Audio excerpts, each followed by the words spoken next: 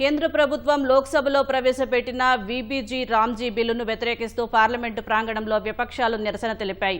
వెంటనే బిల్లును వెనక్కి తీసుకోవాలని డిమాండ్ చేశాయి. మహాత్మా గాంధీ జాతీయ ఉపాధి హామీ పథకం అని రాసి ఉన్న పెద్ద బ్యానర్తో గాంధీ విగ్రహం నుంచి మకరద్వారం వరకు విపక్ష ఎంపీలు ర్యాలీ చేశారు.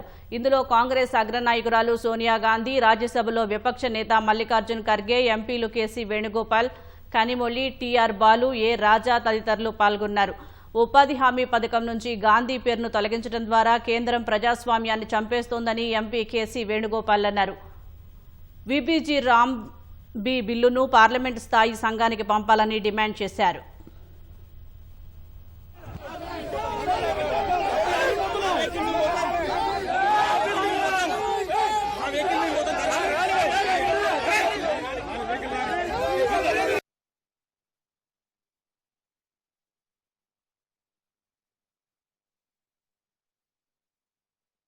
लड़का दे